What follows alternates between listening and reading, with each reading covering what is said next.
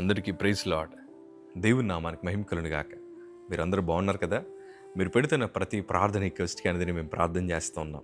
మా ఆశ అంతా ఒకటే, ఎక్కడైతే మీరు తృణీకరించబడ్డారో, ఎక్కడైతే వెలివేయబడ్డారో, ఎక్కడైతే గుండెలు పగిలేలాగా ఇచ్చారో అదే స్థలాల్లో నా ప్రభు మీ అందరిని హెచ్చించబోతున్నారు. విశ్వాసంతో ప్రార్థన చేయండి. ఘనమైన విజయాలు ఖచ్చితంగా నా ప్రభు మీ అందరికీ దయచేస్తారు. God bless you all. ఈరోజు మీకు ఎదురవుతున్న ప్రతి ఓటములు బట్టి, మీరు చూస్తున్న ప్రతి పరిస్థితులు బట్టి మీరు చాలా కలవరపడుతున్నారు కదా. ఉన్న ధైర్యాన్ని కోల్పోతున్నారు. కీడు చూస్తున్నా, పరిస్థితులు చూస్తున్నా, మన కుటుంబంలో జరుగుతున్న శోధనలు చూస్తున్నా మనకేమనిపిస్తుందంటే ఇంకా నా వల్ల కాదు, ఈ శోధన మధ్యనే నేను నా కుటుంబం కొట్టుకుపోతామేమో, ఈ అపాయకరమైన పరిస్థితుల మధ్యనే నాకు ఉన్నదంతా కోల్పోతానేమో, ప్రయత్నాలు చేసి చేసి ఓడిపోయి ఇంకందరూ నాకు శత్రులే మిగిలేరు కానీ నన్ను ధైర్యపరిచేవారు ఎవరు లేరని కృంగిపోతున్న మీతో ఈరోజు ప్రభు మాట్లాడుతున్నారు. ధైర్యం తెచ్చుకోండి, భయపడాల్సిన అవసరం లేదు. ఎందుకంటే ఈరోజు మీకు ఎదురవుతున్న ప్రతి శోధన రేపు ఆశీర్వాదకరంగా ఖచ్చితంగా మార్చబడుతుంది. ఇది ఒట్టి పెదాలతో కాదు కానీ అనుభవపూర్వకంగా ఈ మాటలు మీతో పంచుకుంటున్నాను. మీ కన్నీరు ఎప్పటికీ వృధాగా పోదు. దేవుని వాక్యంలో అనుభవంతో కూడిన మాటని ఈరోజు మీతో పంచుకోవాలని ఆశపడుతున్నాను. కీర్తనల భాగము 62వ కీర్తన మొదటి మాట చదవగలిగితే, నా ప్రాణము దేవుని నమ్ముకొని మౌనంగా ఉన్నది, ఆయన వలన నాకు రక్షణ కలుగును. దావీదు మహాభక్తుడు ఎంతోమంది శత్రువుల చేత తరవబడుతున్నప్పుడు దేవుడు అతనికి ఇస్తున్న ఘనమైన విజయాలు బట్టి అతడు రాస్తున్న మాట ఏంటి తెలుసా? నేను దేవుని నమ్ముకున్నాను. ఈరోజు మేము కూడా దేవుని నమ్ముకున్నాం కదండి అని మీరు అంటారేమో. దావీదు నమ్మిన విధానం వేరు, మనం నమ్ముకుంటున్న విధానం వేరు.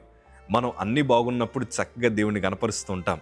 కానీ కీడు వచ్చినా, అపాయం వచ్చినా, నష్టం వచ్చినా, మనం అనుకున్నది జరగకపోయినా మనం ఏం చేస్తామంటే, ప్రభా ఎందుకు నాకు ఇట్లా చేసావు, ఎందుకు నా బ్రతుకుని ఇలా వదిలేసావని మనం వెనువెంటనే అల్ప విశ్వాసంతో కూడిన మాటలు మనం మాట్లాడుతూ ఉంటాం.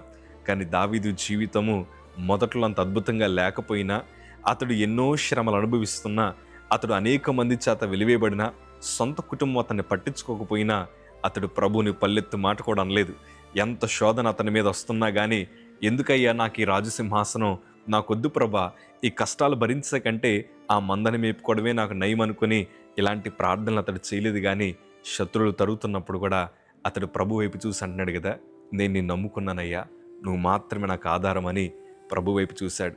ఈ సంగమా, కష్టాల్లో ఉన్నప్పుడే నువ్వు ఎంత ప్రార్థన పరుడో, ఎంత ప్రార్థన పరులవో బయటకు వస్తూ ఉంటుంది. ఇబ్బందుల మధ్యనే, మనకు ఎదురవుతున్న క్లిష్టమైన పరిస్థితుల మధ్యనే మనం ఎంత విశ్వాసం కలిగి ఉన్నో అప్పుడే బయటకు వస్తూ ఉంటుంది. ఈరోజు ప్రభువుని నమ్ముకున్న మీతో ఒక మాట చెప్పాలని ఆశపడుతున్నాను. మిమ్మల్ని ఎంత మాత్రం విడిచిపెట్టే దేవుడి కాదు.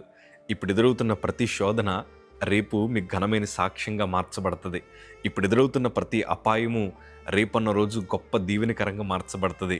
కష్టాలు వద్దనుకుంటాం కానీ ఆ కష్టంలోనే మీరు దేవుడిని ఇష్టపడగలిగితే దేవుడు బలమైన పాత్రలుగా మిమ్మల్ని చేస్తారు. దేవుడిని నమ్మండి, పూర్తిగా నమ్మండి. అల్ప విశ్వాసం ఎన్నడూ చూపించకండి. ప్రభువుని అమితంగా మీరు ప్రేమించగలిగితే పూర్తిగా మీరు ప్రభువుని నమ్మగలరు. ఎందుకంటే మా చిన్నప్పుడు పరిస్థితులు అసలు బాగుండేవి కాదు. చిన్న పాకలో మేము ఉండేవాళ్ళం. రకరకాల పరిస్థితులు మేము అనుభవించాం. కొంతమంది మమ్మల్ని ఫంక్షన్లు కూడా పిలిచేవారు కాదు. మా పక్కన కూర్చోడానికి ఇష్టపడేవారు కాదు. మమ్మల్ని వేలెత్తి చూపు ఏమనేవారు తెలుసా? మీ మమ్మీ మీ డాడీ ఇంటింటికి పోయి అడుక్కు తింటారు కదా, మీకు బియ్యానికి ఇంత తక్కువ వచ్చే, కూరగాయలకి ఇంత తక్కువ వచ్చే ఎగతాలు చేస్తూ ఉండేవారు. కొంతమంది అన్నారు, యేసు ప్రభుని నమ్ముకున్నందుకే వీరికి ఇన్ని కష్టాలు వచ్చాయి అన్నారు. ఎన్ని నిందలు పడినా మేము వెనుకడుగు వేయకుండా ప్రభని ఆరాధిస్తాం. ప్రభా, తుది శ్వాస విడిచేదాకా నువ్వే మా దేవుడు అయ్యా అని మేము ప్రభు మీద ఆధారపడ్డాం. మా కష్టాలు, నష్టాలు, అవమానాలన్నీ కూడా ఈరోజు మా ఆశీర్వాదాలకు పునాదులుగా మార్చబడ్డాయి. కొంతమంది మా కుటుంబాలు చల్లాచెదరైపోతాయి అనుకున్నారు. అందరి దగ్గర చేతులు చాపే స్థితి మాకు వస్తుంది అనుకున్నారు. కానీ అన్ని పరిస్థితులను ప్రభు మారుస్తూ వచ్చాడు. ఎందుకంటే కష్టాల్లో కూడా మేము ప్రభువుని విడిచిపెట్టలేదు కనుకే ఈరోజు దేవుని యొక్క ప్రేమను అనుభవించగలుగుతున్నాం.